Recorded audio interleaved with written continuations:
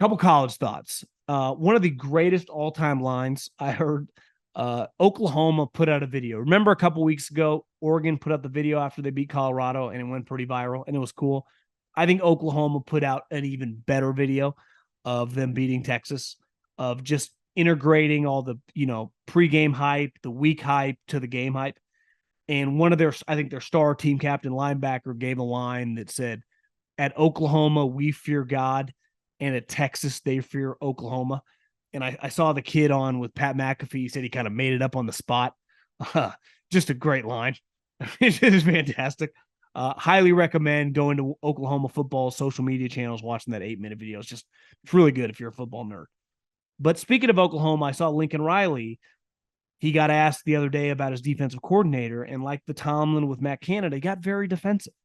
And he basically crushed the media for saying, you guys have been waiting for our defense to play bad to blame, Alex, the defensive coordinator, Grinch. It's like, no, Lincoln, we just watched your defense and he's terrible. Like, he's not, your defense is getting worse. You and Caleb are good. You can score a lot of points. No one's ever argued that. Caleb will go, you'll land another quarterback, and you'll keep scoring points. But you were brought here for $120 million, and they bought your mansion in Oklahoma that no one in Norman, Oklahoma would have purchased. And they asked you, what was the price? And you said $4 million. And they said, we'll pay $500,000 over that for you to compete and ultimately win national championships at USC. Fight on. That's the goal. They want Pete Carroll again, but in 2023. And they viewed you as that guy. And one thing Pete always valued was everything. He cared about linebackers just like he cared about running backs. He cared about right guards just like he cared about cornerbacks. He cared about the entire team. And I think when I watch Lincoln Riley, and listen, I've heard some things through scouts and people that have been through there, Lincoln is obsessed with the quarterback and the offense, which most offensive coaches are. Andy Reid, Kyle Shanahan, Sean McVay. The difference, even Sean Payton, in those guys, they care deeply about defense, and they will allocate resources on the defensive side of the football. And if they don't have a great idea for who to land, they will use their GM or their personnel people to help them. I don't think Lincoln really cares. I truly do not believe that. And when USC in their heyday was kicking everyone's ass in the country, they were a complete team. And the only way to win and compete to win national championships in 2023, just like it was in 2004, you have to be good on both sides of the ball. I don't care if you could score points. You have to be able to stop people. And I don't think Lincoln truly believes that. The other thing is, I think he's too good of friends with his defensive coordinator because he likes the guy a lot. There's nothing wrong with that. The problem is in the business of football, when you are such good friends with the coordinator and you're the head coach, and that guy is on the opposite side of the ball that you are, and it's not working, you got major problems because ultimately you're going to have to fire the guy. And for Lincoln to act like it's no big deal, to me is a little concerning. Because Lincoln, listen, I want USC to be good. I want you to be good. But when I watch you say that, and most importantly, I watch your team, and you get shredded on a weekly basis, it's one thing to play Oregon or Washington and give up 40 points. Arizona, with their backup quarterback, a guy, honestly, I'd never even heard of, Fafita, fucking lighting you up like he's Peyton Manning, Jed Fish smoking you on Saturday night at home. You're not being paid $120 million for that. It's like Brian Kelly. You're not allowed to lose to Ole Miss. You're not allowed to lose to Ole Miss. He ended up beating Missouri, but at one point in time in that game, it looked like he was going to lose to Missouri. You're not allowed to lose that game. You're not allowed to. You're allowed to lose to Alabama. Just like if you're USC, you're allowed to lose to Oregon.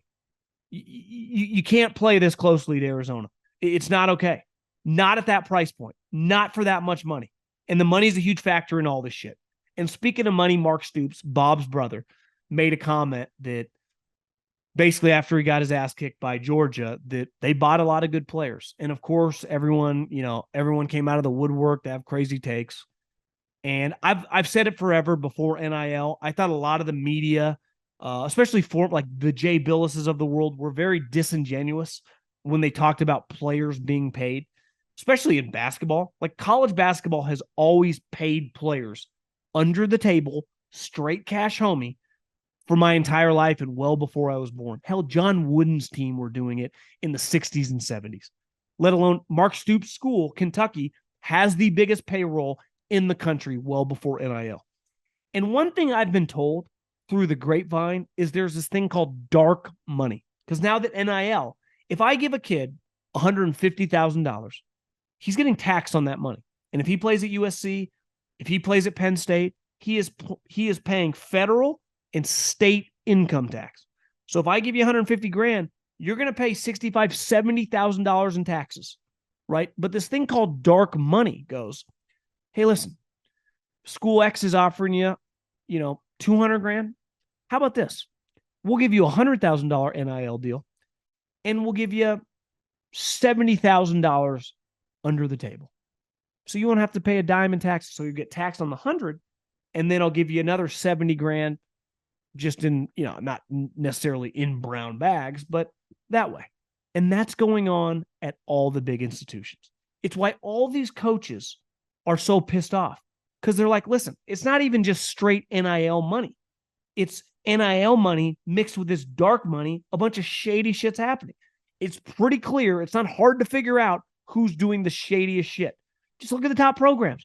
And I've said forever, I have no problem with any of it. I pay to play is a huge part of most industries. Welcome to the real world. But this notion now that everything's above board and all the media are like getting in some big circle jerk, like great for the players, it is still like, it's just very bizarre. A lot have like political undertones, right? It's weird, but it is not by any means fixed. And most of the top programs aren't just paying. Like, listen, if you're Shedeur Sanders or Caleb Williams or Drake May or whatever, and making millions of dollars above board, who cares about the taxes? You're making so much money. But if I'm getting 100 grand, like I'm actually not getting $100,000, right? And before, those type players would have got cash that was untaxed on top of a car. And then everyone was pushing for this, which is good for the high, like top 1 or 2%. But the majority of guys that also would have been paid, they actually might have got more money and had less headaches. So this situation right now, and listen, Georgia's always going to have better players than Kentucky, is not just like the most seamless operation that everyone acts when these coaches complain. They're complaining about stuff that technically they're not going to come out and say just because they're just not. That's just a fact. Just like they never did back in the day when everyone was getting money under the table. But from what I've been told, and I know all these people that go into these schools, crazy shit is going on right now. And it's not just in 1099 payments. I promise you that.